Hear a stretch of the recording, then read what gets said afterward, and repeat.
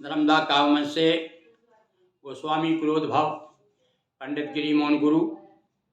विगत दिनों हमने आपको मांडूक्य उपनिषद, जिसे मैंने दोहों में भाषांतर किया है, वह आपने सुना और उसकी प्रक्रियाओं की प्रतीक्षा है।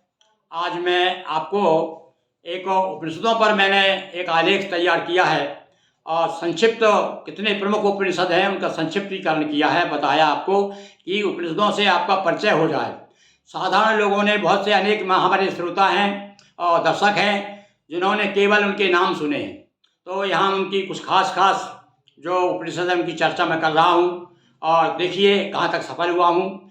यहाँ जहाँ कहीं कोई त्रुटि मालूम पड़े तो आप विद्वानों से निवेदन है कि बताने की कृपा करें। सुनिए आप।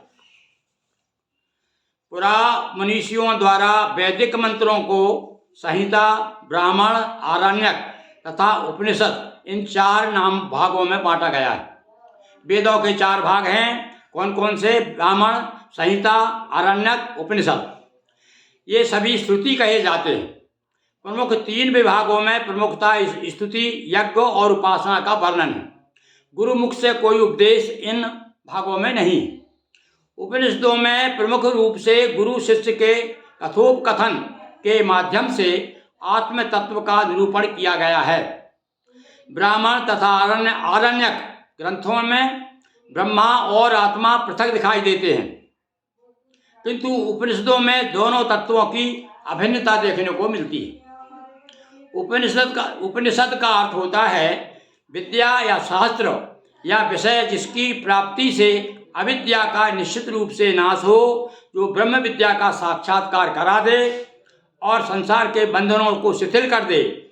इनके अध्ययन से पता चलता है कि ब्रह्म ज्ञान विषयक सभी शंकाओं का समाधान इन उपनिषदों में किया गया है। यूँ तो यत्र तत्र अनेक उपनिषदों की चर्चा हुई है, किंतु मुख्य उपनिषदों के विषय में एक श्लोक बड़ा प्रसिद्ध है। वह श्लोक मैं बताता हूँ, सुनिए।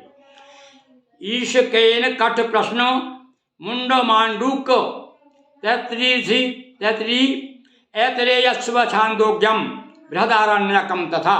अर्थात ईश उपनिषद, केन उपनिषद, कंठोपनिषद, प्रश्नोपनिषद, मुंडोपनिषद, मांडूक, तैतरीय, छांदोग और बृहदारण्यक, ये 10 उपनिषद हैं।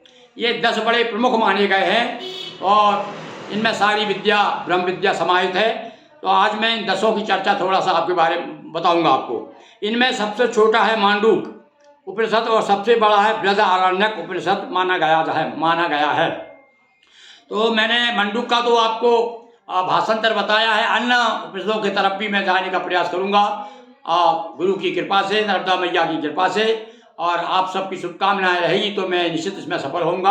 आगे देखिए। इसी प्रसंग में इन 10 उपनिषदों के सारांश की ओर दृष्टिपात कीजिए ताकि इन उपनिषदों से प्राथमिक परिचय हो सके। पूर्ण रूप से तो नहीं, यहाँ प्राथमिक परिचय आपका इससे हो जाएगा। तो सुनिए आप। सबसे पहले ईशोपनिषद, इसे ईशावास्योपनिषद भी कहते हैं। इसमें सिर्फ 18 मंत्र हैं। लीजिए साहब, आप गागर में सागर भरा हुआ है भाई। उपनिषदों में केवल 18 मंत्र है।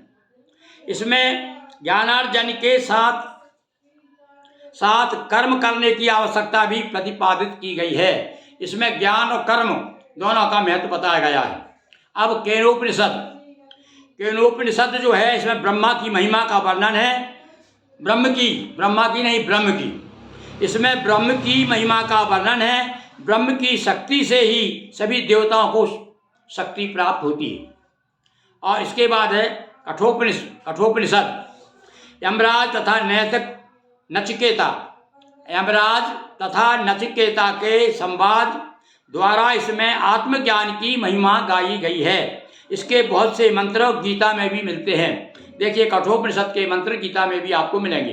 तो इसमें तो बड़ा प्रसिद्ध है भाई, सबसे बड़ा प्रसिद्ध है, क्योंकि नचिकेता की कथा है इसमें। और कथा भाग से क्या है, हमारे जन समुदाय कथा भाग के प्रति बड़े आकर्षित है और जल्दी समझ में भी आता है कथा भाग। तो इसलिए नचिकेता बड़ा प्रसिद्ध, नचिकेता वाला जो प्रसंग है उसके कारण यह कठोपनिषद बहुत चर्चित है। सुनिए आगे। प्रश्नोपनिषद।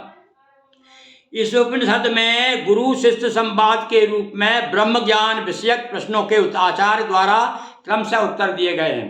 प्रश्न करते गए हैं शिष्य और गुरु उत्तर देते गए हैं, ऐसे कुछ प्रश्नों का उत्तर, इसका नाम है यह प्रश्नोपनिषद। चलिए अब मुंडोपनिषद, इसे मुंडकोपनिषद भी कहते हैं। इसमें अनेक लौकिक सिद्धांतों के द्वारा ब्रह्म के सर्वव्यापी होने का वर्णन किया गया है। और मांडूक उपनिषद, अब मैंने आपको मांडूक उपनिषद के बारे में बताया था, तो इसमें देखिए क्या है, इसमें मनुष्य की 4 अवस्था, जागृत, स्वप्न, सुप्तो, तुरीय का वर्णन है। सभी जगत प्रणव से ही अव्यक्त होता है। इसमें बताया कि सारे संसार का जो प्रकटीकरण हुआ है वो ओम से ही हुआ है। इसमें आत्मा के 4 पाद का बड़ा सुंदर वर्णन किया गया है। तो वो 4 पाद क्या है मैंने उसमें आपको बताया है। चलिए तैत्तिरीय उपनिषद, अब कितने बता दिए मैंने आपको, ईशोपनिषद, केनोपनिषद, कठोपनिषद, प्रश्नोपनिषद, मुंडकोपनिषद और मांडूक उपनिषद। अब 4 और सुनिए, 6 के मैंने थोड़ा संक्षेप में आपको बता दिया है। ये तैत्तिरीय उपनिषद जो है इसमें 3 खंड हैं भाई। पहला शिक्षाध्याय, दूसरा ब्रह्मानंद वल्ली, तीसरा भृगुवल्ली, और जिसमें क्रमशः वर्ण तथा स्वर के संबंध में उपदेश, ब्रह्म स्वरूप निरूपण, ब्रह्म ज्ञान की चर्चा। इसमें विशेष रूप से तैत्तिरीय उपनिषद में 3 से संबंधित है, 3 वल्ली है इसमें। देखिए चलिए अब इसमें ऐतरेय उपनिषद, इसमें प्रारंभ में सृष्टि का वर्णन है। पहले यही एक आत्मा थी और कुछ नहीं था, ऐसा इस उपनिषद की मान्यता है। इसमें ज्ञान मार्ग के क्रमिक विकास का परिचय मिलता है। ये भी बड़ा अच्छा उपनिषद है, इसमें क्रम से किस प्रकार से ज्ञान मार्ग का विकास हुआ है वो बताया गया है। चलिए अब 2 और रह गए। छांदोक उपनिषद 9वां, इसमें सूक्ष्म उपासना के द्वारा ब्रह्म के सर्वव्यापी होने का उपदेश है।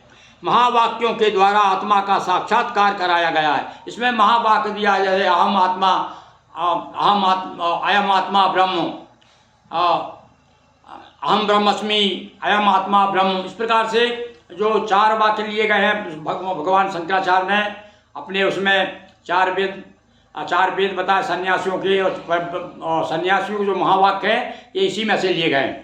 तो ये हुआ छांदोक उपनिषद। चलिए इसके बाद में बृहदारण्यक उपनिषद, ये बृहद नाम ही है, इसमें बृहद यानी बड़ा उपनिषद है भाई ये। इसमें कर्मकांड, विचार, उपासना का सूक्ष्म वर्णन दृष्टांतों द्वारा आत्मा और ब्रह्म के स्वरूप के ज्ञान प्राप्त होता है।